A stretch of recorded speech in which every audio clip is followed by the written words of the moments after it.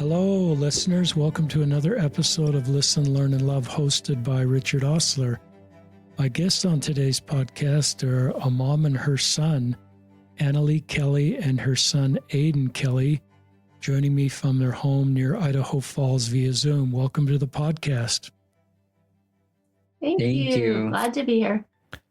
I've known this good family for at least 5 years, maybe longer, and Aiden is a trans man. His pronouns are he, him. He's 23, and he's willing to come on the podcast to share his story. When any of my trans, non-binary friends come on the podcast, my heart just kind of opens up and admires their courage to talk about this road that they've been on, especially given how the polarization of the political climate in a negative way towards really good people like Aiden Kelly.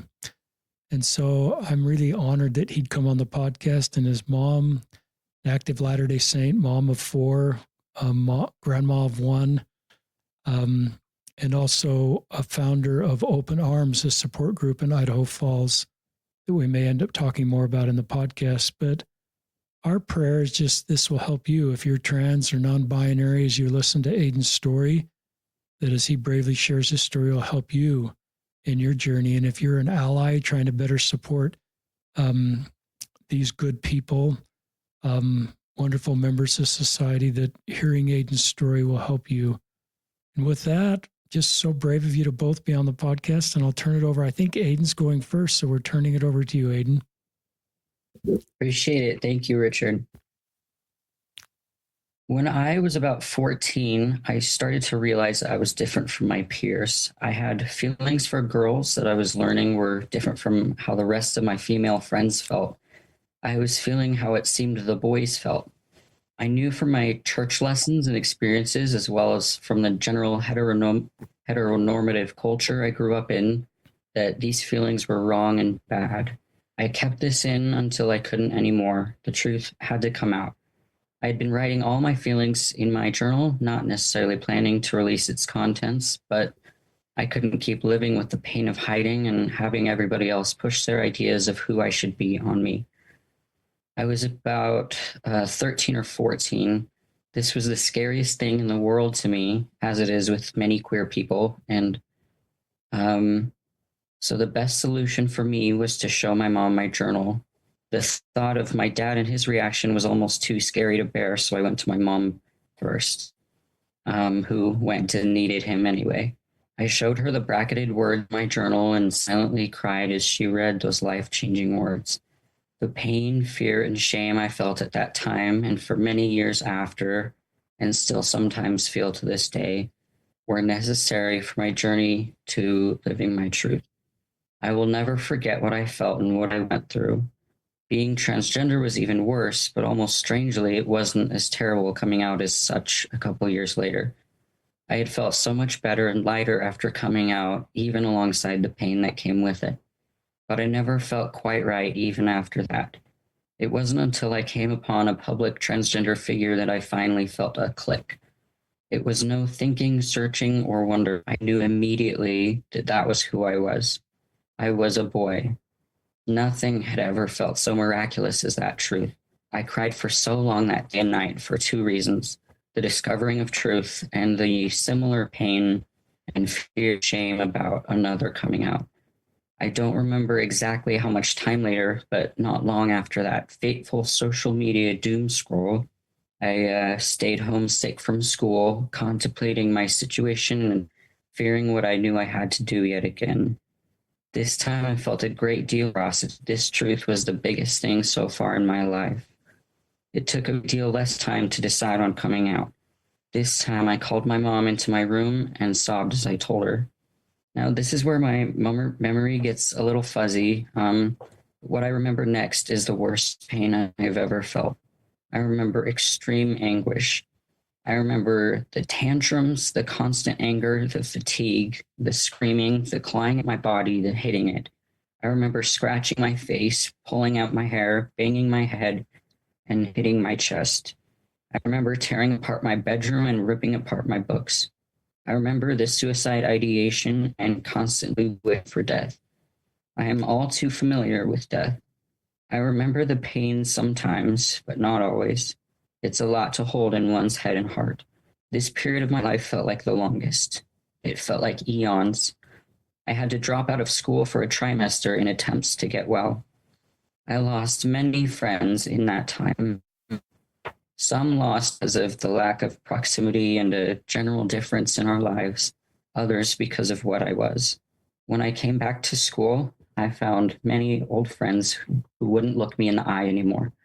People unfollowed me on social media, they stopped answering texts or became really flaky, and I lost the friend who shared a locker with me.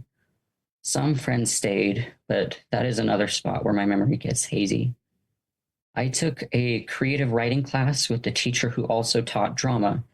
She found me with my humor and wit to be what she called an actor's attitude. She asked if I'd be interested in starting play production classes, which would mean skipping its prerequisite class. I was honored and thrilled. In theater, I found some of my best friends who helped save my life, some of whom I am still in touch with today. We lived and loved.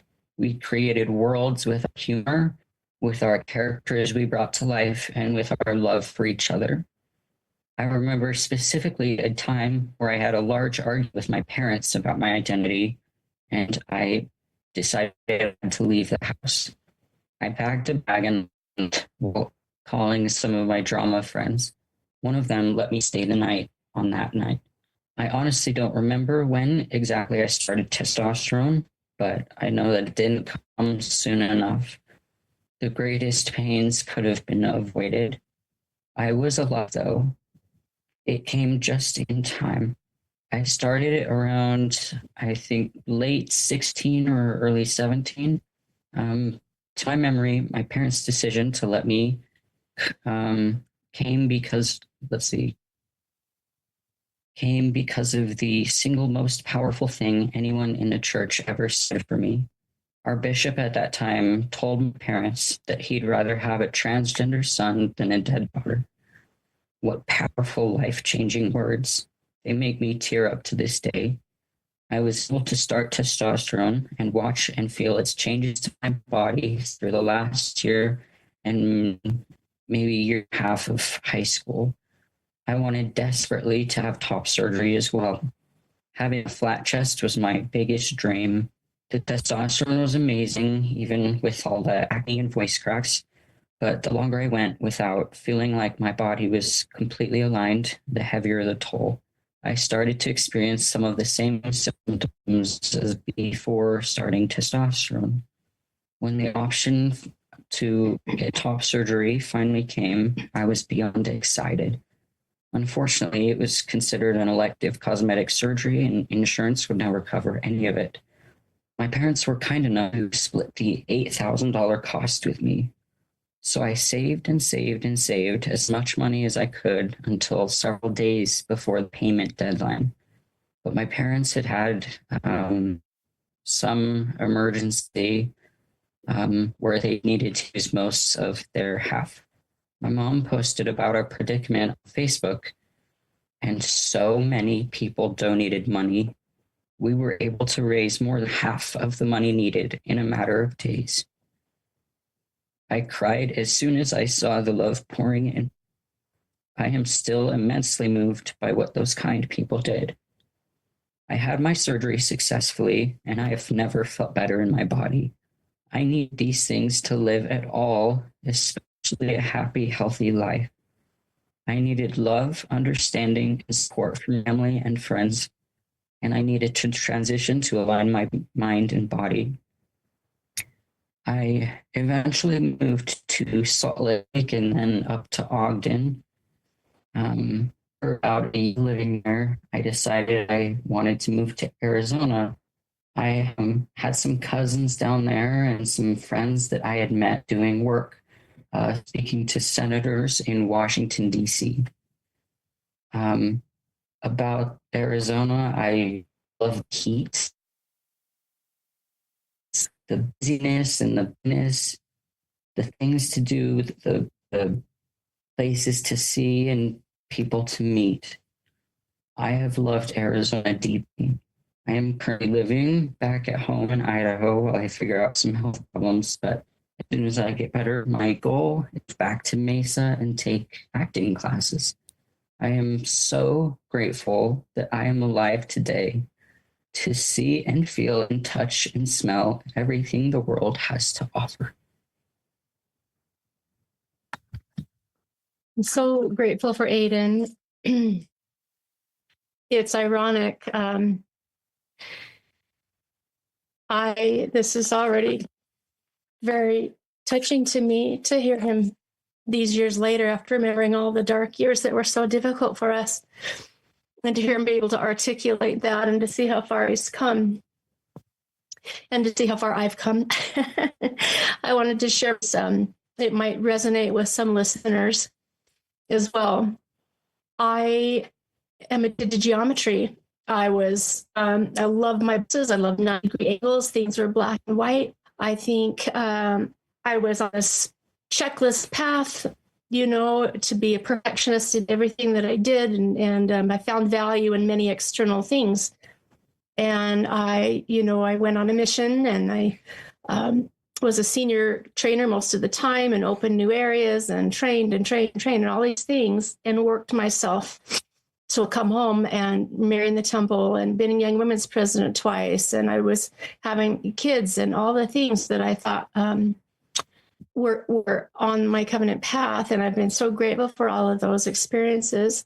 But you have to know the side of me before Aiden came out to see what journey and transformation has taken place in my life. My sister, Sarah, is gay, and she had a couple of really good partners that we just loved, but I always thought, I don't want to invite them over for Thanksgiving dinner. I don't want that modeled as normal in my home. Those were my exact feelings and my words to her. And when Sarah first came out to me, my first response to her was, "Are you addicted to porn?" And I say that with so much shame as I look back on that. So I had these backwards ideas about LGBTQ community. And that's how afraid and ashamed I was, because if somebody was different than me, then it was a threat to me in my community, in the church. That is so far away from Jesus Christ and his love. So the irony is to see where I've come. I just want to articulate a few things through Aiden. He has left the church. It's safer for him and better mentally and emotionally for him to have done this. And I admire him because he allows me to express myself through my identity as the daughter of God, and to keep my covenants and to try and make a difference where I am planted. And I'm very vocal about that, and that we have to change our culture and the landscape of where we are to change hearts. The process for me when he wanted to come out was so hard, because I'd been so black and white and so rigid in my thinking. And I used to think that being gay or being trans was a choice. It reflected on my parenting somehow, maybe the detached father or the mother that was gone too much from the home and overbearing. And so maybe it was my fault, or maybe it was our parenting or all these things. But at any point, I was always thinking the root of it was his choice, and this should have a boundary, and all those things were going through my head because I'd done all these things right. So this shouldn't be happening to our family. And it was all very shame-based. The irony is that when Aiden stepped out into his new authentic self, I turned a corner. And many nights were spent on my knees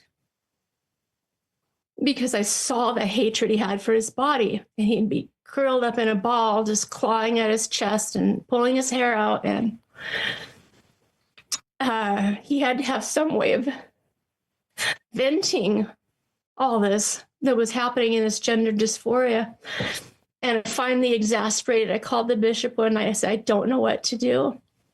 And this kind bishop said, you've got to honor who he is. You've got to travel that road. I would rather have a transgender son than a dead daughter. as Aiden mentioned.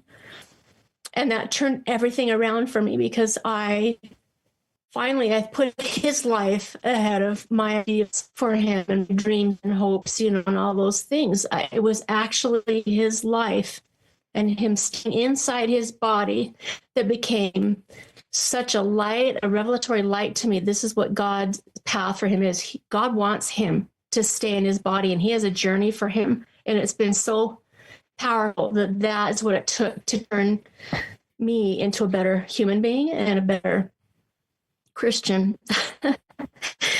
I honestly felt like I was waking up a version of me, and it's hard to describe that. But I thought I was inclusive, but I was not. The script, 2 Corinthians chapter 5:17, reminded me of this journey that I was making. Therefore, if anyone is in Christ, he is a new creation. The old has passed away. Behold, the new has come. And I just had this overwhelming sense that the power of my covenants would overcome the darkness of Aiden's world. So as I align myself with Jesus Christ, that's more important than any other cultural admonition or checklist thing or anything else. This is what Jesus Christ wants for our.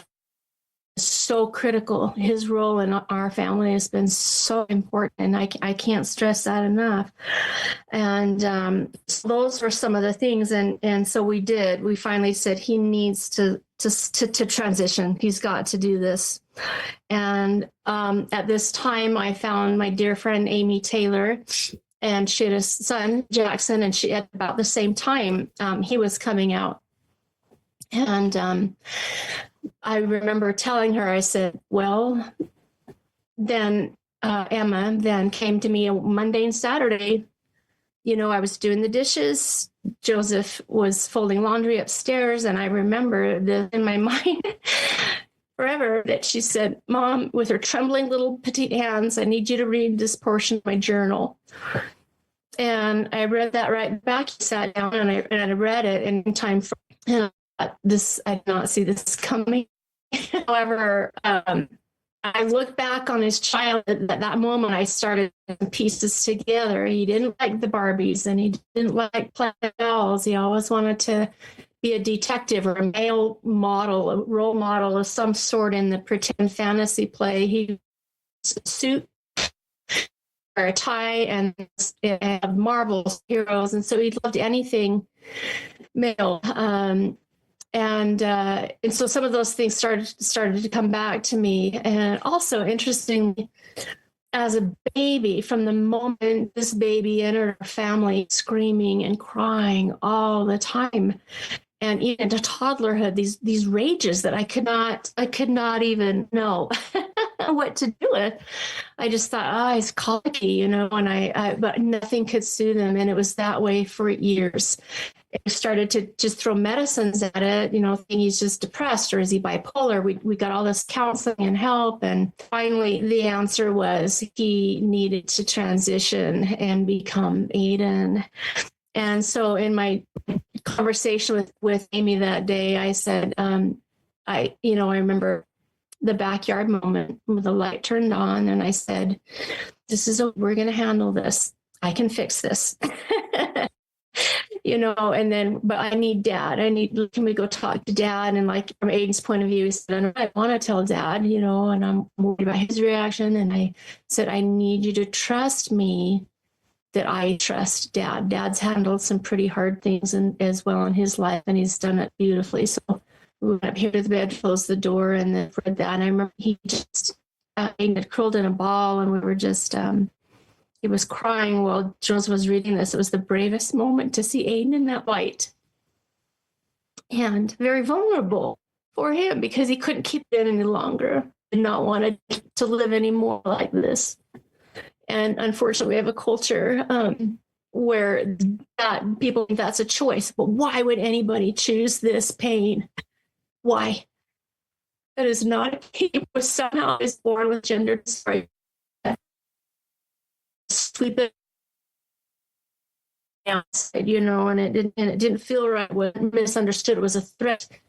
into others. And so but Amy was right there with, we need to find support. We've got to get for our kids. We got to find resources for them. And so she and I started a support group because I'd gone to the bishop, I'd gone to the stake president. Nobody had anything to offer me, and I needed hope. So we started Open Arms of Idaho, and that's been a journey and a beautiful blessing. As other people, we built it and they said to come. We started just in the living room and the standing room only, and so we had to expand venues. And finally, we have a nonprofit built with a board and national therapist, and the youth organization is thriving, and the parent group and the Sunday meeting groups. It's just been amazing. And we have a website. So if you're ever interested in this area, you can go to armsofidaho.com. So grateful for this process. And what people don't know is that having an LGBTQ child, there is no greater privilege, because I became a new creature. I had this fresh view of love that I had never felt for others, without feeling ashamed or broken or wronged in any way. I have become a new creature because of my son and what his path has shown me. And I advocate for others that are a minority, and a micro minority is being transgender. And so what I've had to come along, as well as struggling, where does he fit in the plan of salvation, is some theories, but the bottom line is, and I've shared those with Aiden, but the bottom is, don't have all the answers, but I feel strongly that Aiden is where he needs to be. And for now, I'm okay to put those things on the shelf, because I've developed a trust in Jesus Christ that he knows. He's this master chess player and all these moving parts. And I'm trusting that he knows where we need to be right now. And it will somehow, it's going to be okay. And Aiden is in his best self forever. And he will be happy and satisfied. I have doubt about that. And I just wanted to read a quote that's also helped me, and that I wrote in my journal. And I say here, I pulled this from a few years ago, but I said, have you ever felt lost, hurt, and desperate? Have you cried out in the dark compassion?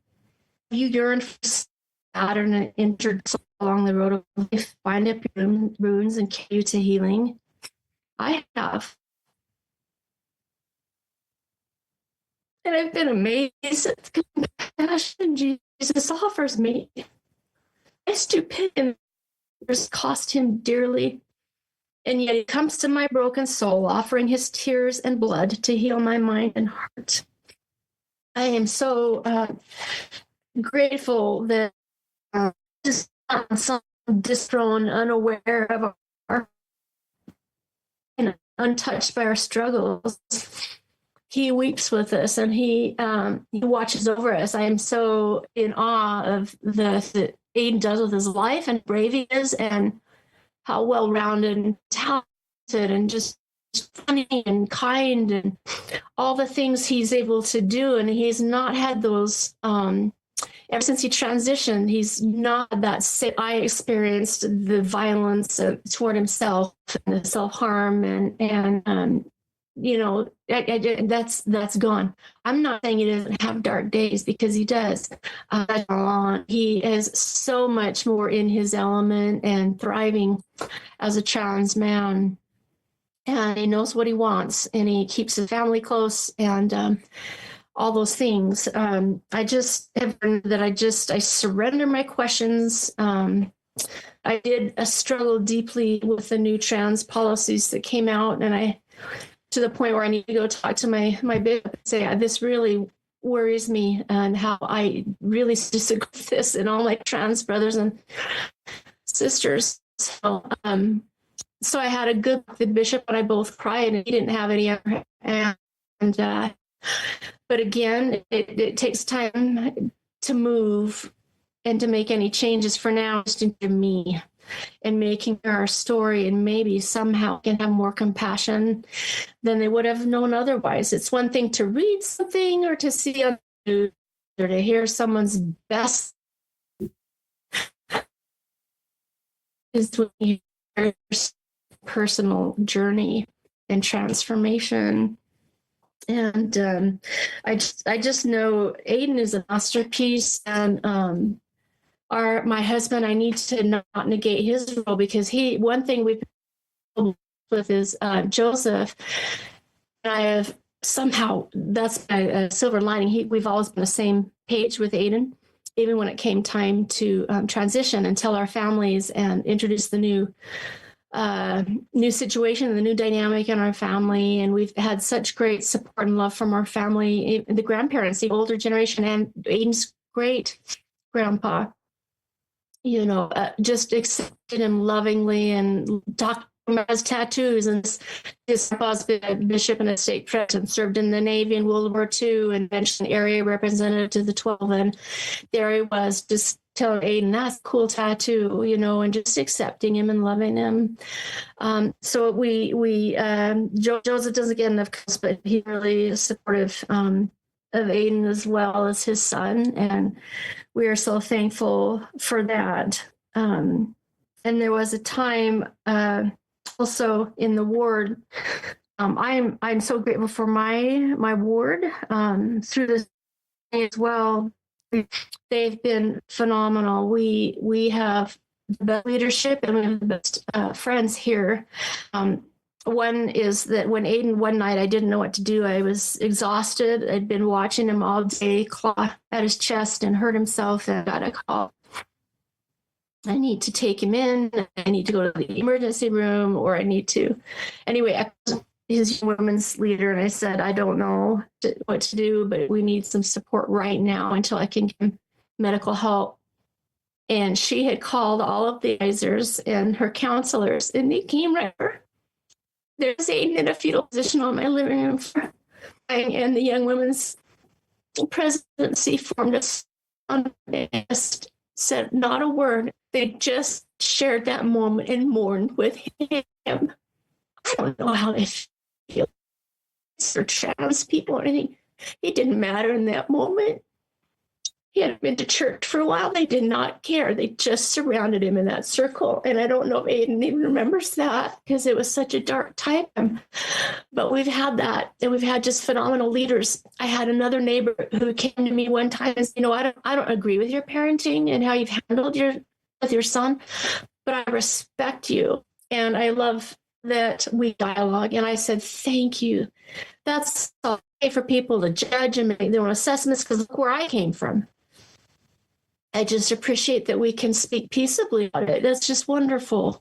And I love to hear stories and what hardships she's faced. And it is okay. It's okay. We can meet there, and that's where we're at. So these are just some thoughts, Richard, that we are so grateful to share with you today, and for giving us this opportunity for us to share our voice. Yes, thank you so much, Richard. This is just really powerful for me, listeners, to hear Aiden and then Annalee. And we heard a little bit about your dad's, Joseph's support. I hope I don't detract, just because the Spirit's pretty powerful and my heart's pretty open and moved. So I'm going to first comment on Aiden's section. Just terrific, Aiden. Really powerful, so prepared, really thoughtful. What a terrific man you are. I love your journal. It's something that we teach in our church, and I think some of us have a public journal that we think our posterity may read, but others have both. They have a private journal, which is kind of our own honest, most vulnerable, real thoughts that we don't really intend to share with anybody. And I think if you have that kind of a journal, that can be really helpful from a therapy standpoint. And sounds like you were doing that, Aiden, and you ended up sharing some of that to your mom and dad. But I love that you journaled, and where you couldn't talk to anybody, at least you wrote down your honest feelings. Then you said some pretty remarkable things. I hope you realized how remarkable you are. You said something to the line, pain is necessary for my future. And I'm a boy, and just this pure feeling of hope of your future, but incredible pain. You do a great job of talking about your pain. I think that's a sign of your maturity and a sign of where you are, but I would never do anything to minimize the pain you were feeling or to explain that away somehow, or that you brought that on yourself. I don't want to say any things that are triggering, but just this is pure pain. One of my podcast guests, moms of a trans son, compared it to being carsick, permanently carsick. And that may not do justice to how you were feeling, because I've been carsick, Aiden, but I've never felt what you described. So it's like car sickness on triple steroids or something. I love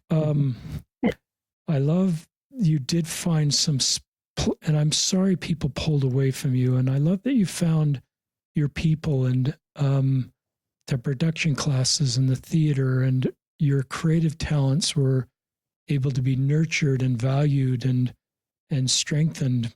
So I love that. I love that you figured out that hormone treatment would help you, and you have supportive parents, and how that helped with the pain. For me, it's like being car sick and getting out of the car.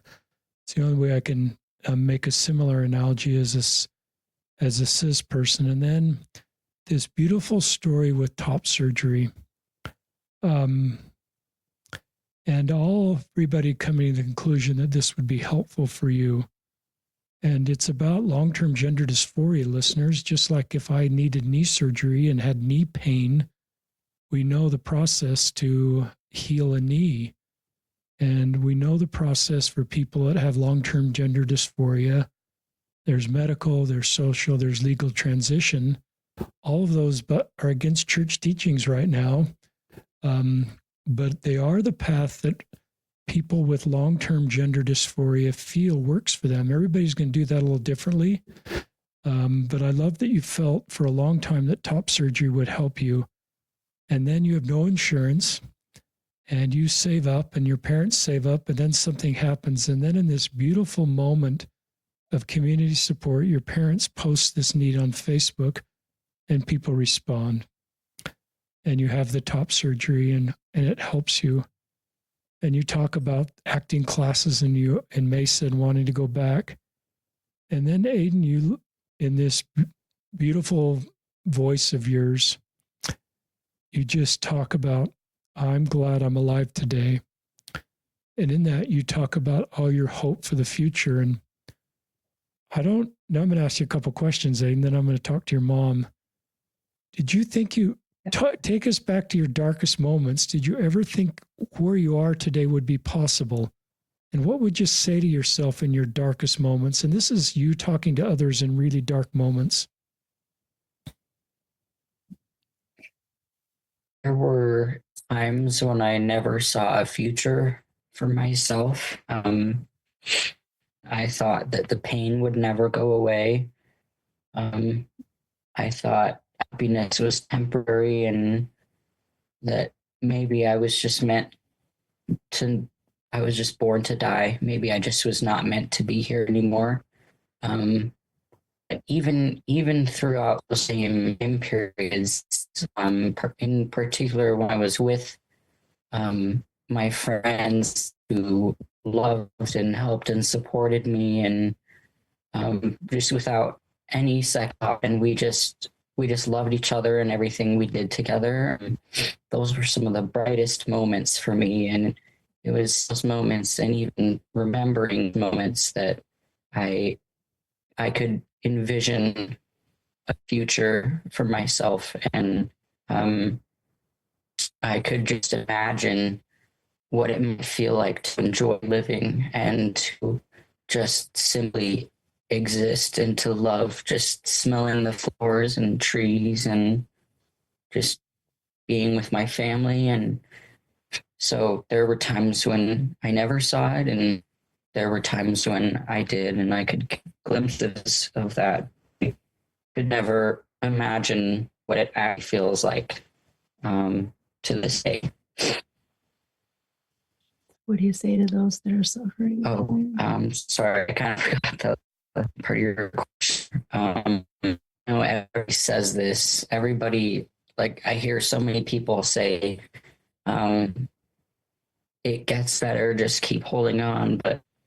And I want to say those words as well, but I don't really know how to say them in a way that has more meaning. But maybe just one thing I would want to say is reach out to people, and do not keep pain to yourself. Do not keep sickness or hurt to yourself. Find people who will be safe places for you, maybe trusted adults or teachers, friends, whatever. And even just having that love and support can ease some pain. And just like me with my friends, I saw bright moments with them. So I hope that people have similar things, because I know I was very lucky to have that support. It's a great answer. You're 23. You talk with the maturity of someone twice your age. And maybe that's because you've been so stretched and torn and in our society as a trans man, and having to work through so much pain. It's matured you in a way that you have a really steady, thoughtful, mature voice. And I would guess there's a lot of people that could come on the podcast and talk about Aiden Kelly and your ability to give hope to them. It's not theoretical for you, Aiden. This isn't something you read in a book, or your ability to give hope to others because you know pain and you know how difficult it is to be a trans person in our world, and the pain and the stigma. I can't say that word, listeners, very well, but all the social cultural negativity directed towards you, and you have this hope in your voice and this maturity and this ability to help other people. We share this quote quite a bit on the podcast. I don't know if and so I'll share it today. It's Henry Norman, who's a Catholic priest, and he writes, "A minister's service will not be perceived as authentic unless it comes from a heart wounded by the suffering about which he speaks. The great illusion of leadership is to think others can be led to the desert by someone who's never been there." So, Aiden, you're a wounded healer. And the wounding you gone through is not fair. And I don't want to, minimize your pain. There's so much unfairness in your road, but there is beauty in your healer, and you're a wounded healer. But it's not theoretical for you. You can lead people out of deserts because you know the desert, and you've described it so well. And you have hope in your voice and in your future, and it's a great gift you can give to others. And this world's a better place that you're in it. And all of these gifts your mom talks about of you, everything about you is good. There's nothing wrong with being trans. You can do anything a non-trans person can do from a career perspective. And you just have a great life ahead of you. So Thank you. There's a lot of people who would love to come on right now and just tell you in their best words just how remarkable you are and how brave you are, and the world's a better place. So I'm honored to call you friend. Annalee, you did a great job too. This is a beautiful family love story that's very different than you thought. I assume 10 years ago you couldn't imagine being on a podcast with your trans son. But here we are, and it's a beautiful story. I love your shout out to your sister Sarah with an H, because I got to meet her a few days ago and visit with her. And, You did. and I will never forget, Sarah, if you're listening. Very moved by yeah. Well, she's just remarkable, and I'll never forget your eyes, Sarah, if you're listening, and just your good heart. And I love that you've got a family like your sister that loves you, and you've navigated this road on an earlier journey, before we better supported gay and lesbian people. I love you just talking, Annalee, is this mom kind of having to reconstruct black and whiteness and recognize that life's more complicated. People call that the stages of faith sometimes, from simplicity to complexity to harmony. And you've certainly gone through the complex stage. And I think sometimes when we get into this stage of harmony, we're able to be our best selves and love everybody where they are. And you certainly display that. You do a good job of talking about Aiden's hatred for his body. I love that you went to your bishop and your ward and you got good help there. And your bishop, recognized pragmatically that, that it's better to have an alive trans son than a dead daughter. And it's pretty dramatic language, but it's the reality of where you are, where you've been, I should say. Yeah. And we lose a lot of LGBTQ youth to suicide, and even parents that are doing the right thing. That can still happen. But I do love your bishop and opening up to him. I love the people you mentioned that have become part of Open Arms, like Amy Taylor. Amy, if you're listening, we'd love to have you on the podcast with your son Jackson. That would be another great story. Nicole, who I got to meet this last weekend, that I think is part of your leadership team, and many others that are at Open Arms. And we'll link to that in the show notes, listeners. It's just remarkable. And when I came to Open Arms, we're recording this just after I came to Idaho Falls, listeners, and spoke there. I met so many wonderful couples that have kids in this space, and they're all walking the same road. And the support you give to other LDS parents that have trans or gay or lesbian kiddos is so needed, and just to have community for parents. But it's more than that. You're providing community for queer people and other groups. I love this word that you said, Aiden is a masterpiece. What a beautiful compliment for your son. I think that's the way our heavenly parents feel about you, Aiden. I have this really strong feeling that everybody's created as intended, and that the box of our heavenly parents' creation is pretty broad. I look at the diversity in flowers, in animals, all my Google images that come across my screen from beautiful parts of the world, blue rocks and, northern lights. And I think you're part of the masterpiece of our heavenly parents' creation. And yeah, you're a gender minority, just like other things are minorities, but doesn't mean you're not a masterpiece. In fact, maybe you are a masterpiece because you're a gender minority, and it's been incredibly painful for you.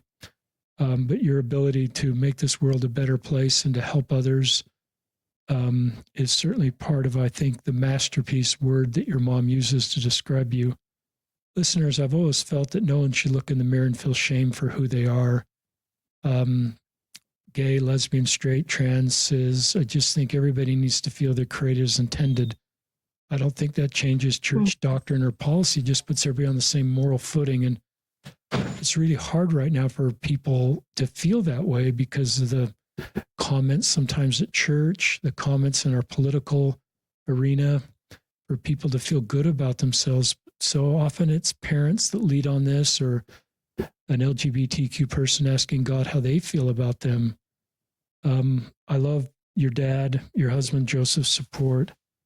I was thinking as you talked in the scriptures, Annalee, I thought of Peter, when he was on a mission. Of course, he was just going to talk to the Jews, and the Gentiles were seen as unclean, or a different group of people. And then he had this, vision, and met Cornelius soon afterwards. And Cornelius, a Gentile, was seen as somebody that the missionary shouldn't go to. So I see these things in the New Testament, and it caused me to wonder, am I incorrectly seeing trans people as Gentiles?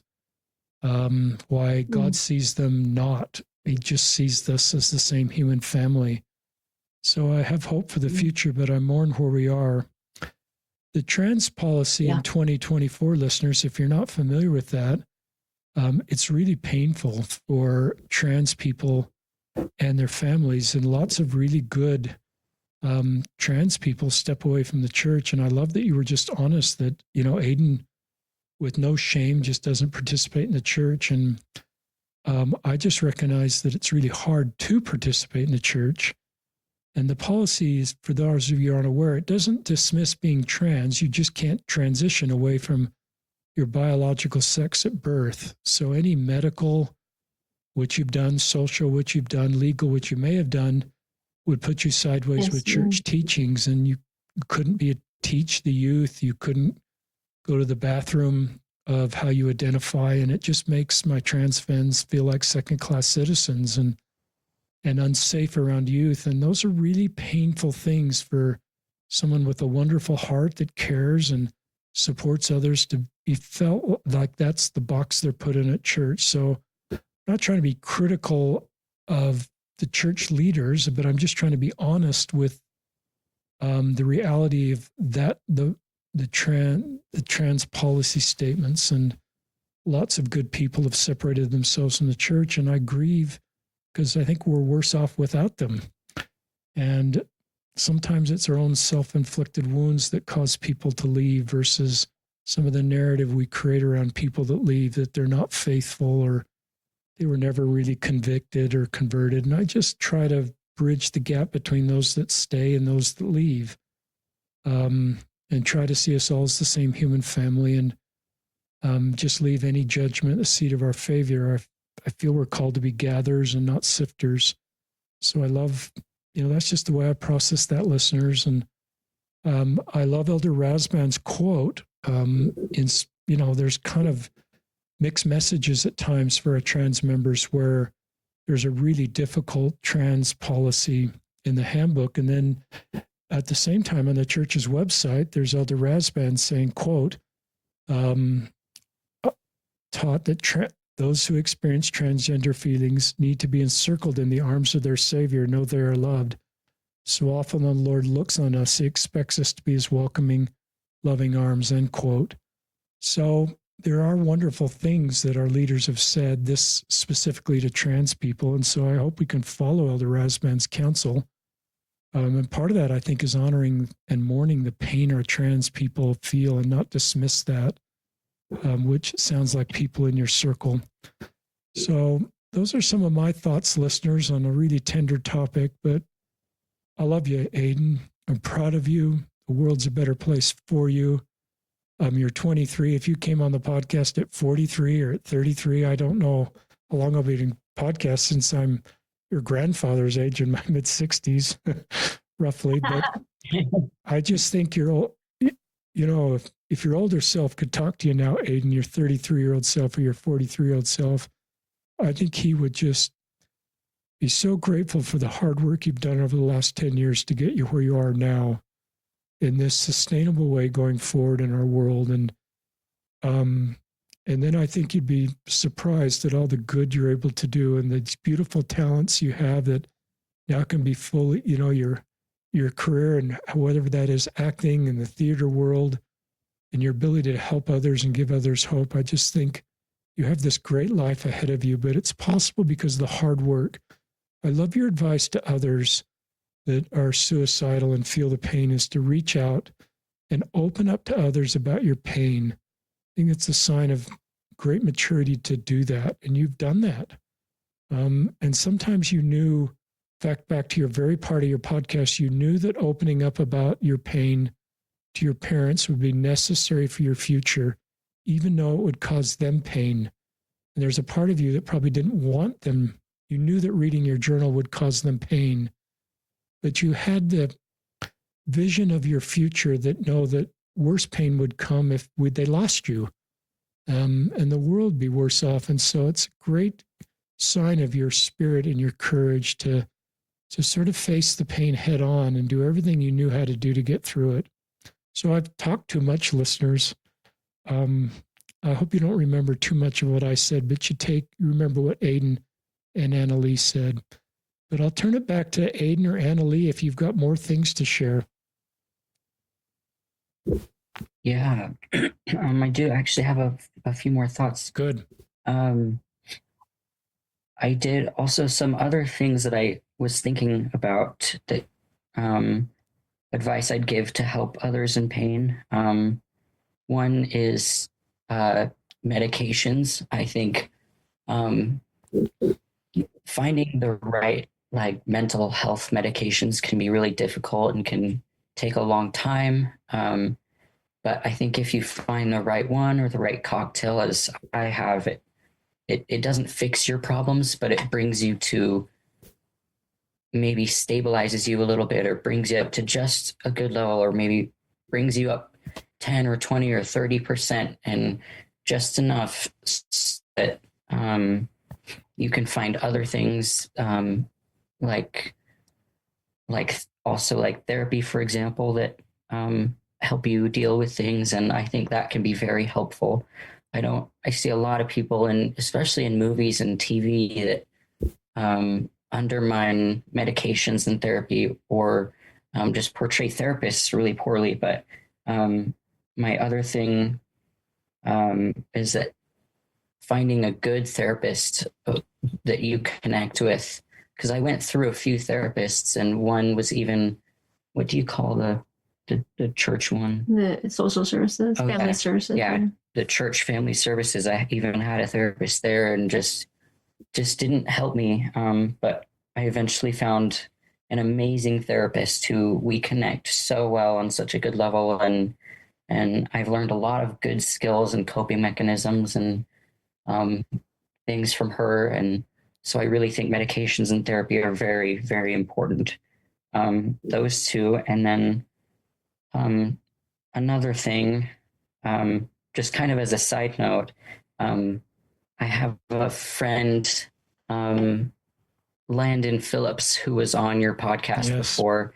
I think he said a couple times before and after leaving the church, I believe. But I just wanted to shout him out because he's been one of the most wonderful people and friends that I've ever known. And so I definitely recommend listening to him on podcasts or anything. He's very articulate. I love him so much. He's helped me immensely. And that's who I met in DC. And I moved to Arizona and became roommates with him. So I just wanted to shout him out, I guess. And then my last thought was music can also be such a huge thing to help people. I've listened to a lot of music. I have a lot of good artists. One of my favorite, just to share a couple of my favorite songs that have helped me when I've been in the most pain. One has been Make You Feel My Love by Adele. I think that just is perfect and encapsulates everything and just feels like such a warm hug. I think she's very good. And then the last thing I'm going to mention is a song kind of helping you maybe deal with the haters out there. There's a song called Make Your Own Kind of Music by Cass Elliot. It's just a very beautiful song about not listening to other people when they tell you there's only one kind of song. Make your own kind of special song. Anyway, so those are my thoughts. Appreciate you letting me ramble a little bit there. Those are great. I just wanted to add, yes, just that I'm so grateful for this opportunity that you give us a voice, Richard, and for your ministry. And one of the things I just am so grateful also, not only to Aiden and my husband and our family, but I'm grateful that Jesus has walked with me as I've walked with Aiden, and the Savior has taken me to these lesser known corners of his vineyard that are thriving and beautiful. And I'm so grateful for that. And, you know, it's interesting because Aiden is not let's fly the pride flag. He's not a loud demonstrator. He's not even super, I don't know. He just wants to live his life quietly and normatively. And so he's a trans person. We don't talk, we don't worry about the drag queens. We just want to live a normal, happy life. He doesn't like a lot of the attention, and we're just a normal family with a diverse background, so I just admire Aiden. He's so down to earth, so good, but so grateful for this journey. Grateful for all of it, every single tear of it. It's worth it. And I do love drag queens, and all those people of the queer community are like that and do just not. Yeah, we just me personally. Yeah, like to clarify. Yeah, that's true. Well, just honored to have you both on the podcast. And that's a great shout out to Landon Phillips. What a terrific human being, and his parents. I think I used the right pronouns though. I don't want to get that wrong spontaneously. I love some of that. Is great advice, Aiden. Music and find your people and get a good therapist. This is you being the wounded healer. It's not theoretical for you, so you can really help people, and you are. When I mentioned Peter and Cornelius, I recognize that was really Ben Shalati that in a recent podcast talked about that. So in his Allies podcast. So I want to give a shout out to Ben Shalati. I listen to Ben a lot, and Charlie Bird, and they're always giving me new insights on how to be a better ally. There's a lot of people listening that you neither, Annalee or Aiden have been able to directly mention. I just feel impressed that, you're part of this beautiful love story. Those women that came and prayed in your home that night, a kind message from a cousin. I think we want you to all know that you're part of making this possible, your love and support, even though we haven't had a chance to directly thank you. And that's probably true of everybody's story, is there's a lot of people around that are helping them. And so, grandparents, great-grandparents, others that have been helpful. In the show notes, we'll link to Open Arms, and we'll link to any other personal social media that either Aiden or Annalee want to list in the podcast show notes so you can find them. And just so grateful for these two courageous people to be on the podcast. I sometimes talk about Apollo 13 when it blasted off and it was on its way to the moon, and then everything went sideways, and they were just trying to save the mission, and things got pretty negative at mission control. But Gene Kratz stood up in that moment of the worst nightmare happening. It said, "Excuse me, this is going to be our finest moment." And it was Apollo 13's finest moment. And I think this has been the Kelly family, one of their, if not their finest moments, in the middle of pure pain and hell. And all the work that you've done to get to where you are now, I just think has been your family's finest moments, and the love and support. And our hearts grow when we get to know queer people, and our ability to be kinder to others, and not just theoretically practice inclusion and that we love each other, but actually have better skills to do that. So I just think this has been is a beautiful family love story. So anyway, this is Aiden, Kelly, and Annalee, Kelly and Richard Osler signing off from another episode of Listen, Learn, and Love.